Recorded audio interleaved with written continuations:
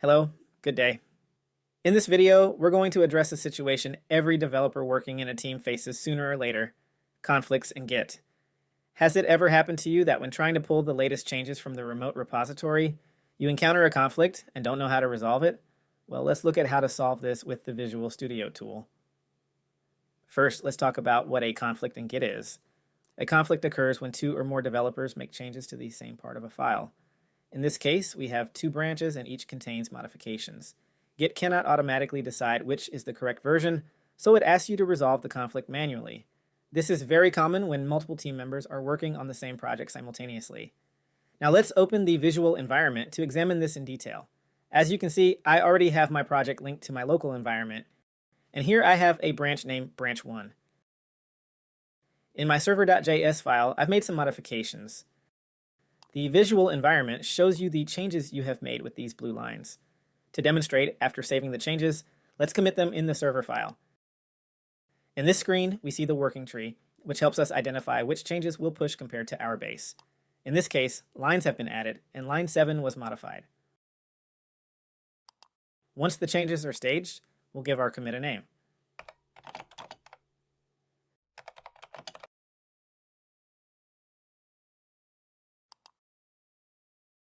Now branch 1 is ready for us to perform the corresponding push. It's important to note that Git source control has many useful functionalities when making changes. This makes it easier to avoid using commands or different tools that could also be used in the terminal but are better managed from source control. Here, as you can see, I have the push option. I'll select it, then click OK to proceed with the push process.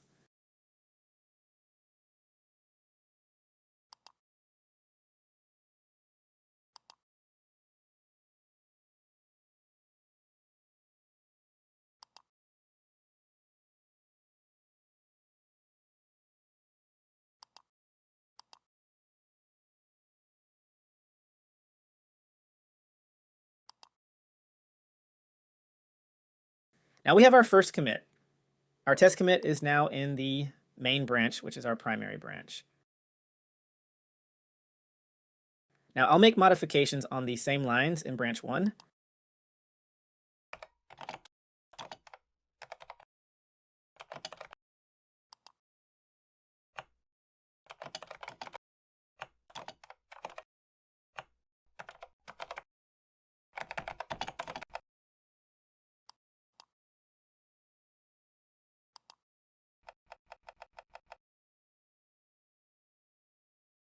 Next, I'll save these changes in a commit.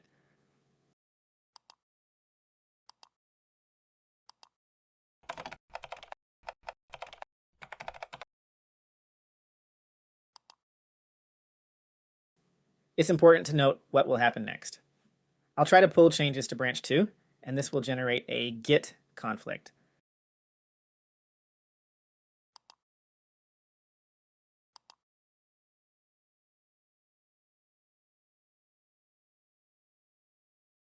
When Git detects a conflict, Visual Studio will immediately show it to you. As you can see, a file is marked in red, indicating there's a conflict in the code. You'll also see symbols like these, which are conflict markers, indicating which parts of the code correspond to local changes. These are the changes in our branch 2 commit, and which are remote changes. These are the changes in our branch 1 commit with its corresponding commit. When you encounter a conflict, you have several options to resolve it. The first option is to accept the remote repository changes, which means discarding your local changes and keeping only the updates from your teammates. This method is useful if you know the remote changes are more recent than yours and you don't mind losing your changes. A second option is the opposite. You can choose to keep your changes and discard the ones from the repository. To do this, select this option. This is useful if you're sure that your changes are correct and you don't want them to be overwritten. We also have an option, which is the best in many cases, to perform a manual merge. This allows you to combine the best of both versions, enabling you to view both versions side by side and decide how to integrate them. Here, we simply edit the code directly in the file, remove the conflict markers, and keep the changes that ensure the final, correct functioning of our file. So this is the most recommended approach. I'll analyze which changes are truly needed, remove the markers,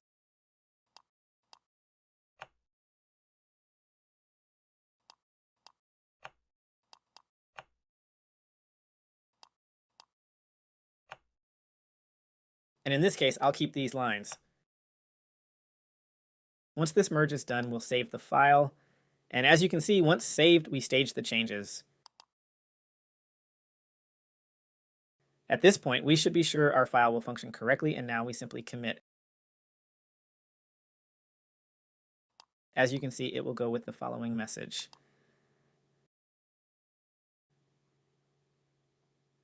The branch status is now conflict-free and error-free, so we can proceed with the push process.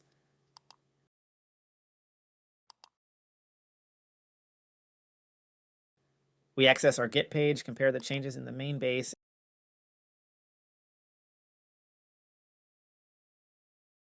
and as you can see, we have no issues. Now we can simply merge the pull request.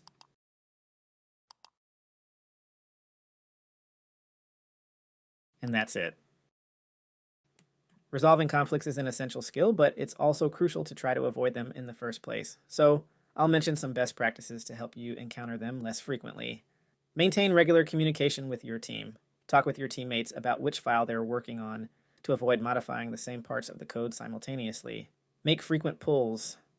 Regularly pulling changes from the remote repository allows you to keep your code up to date and minimizes the chances of conflicts. Lastly, test your code before committing. Always test your code locally before committing. This way, you ensure you won't be pushing code that might cause problems for other developers. That concludes today's video. I hope it was helpful and that you continue following best practices to maintain good relationships with your teammates and stability in your project. My name is Gerardo Andrade, and if you like this content, make sure to subscribe to our channel.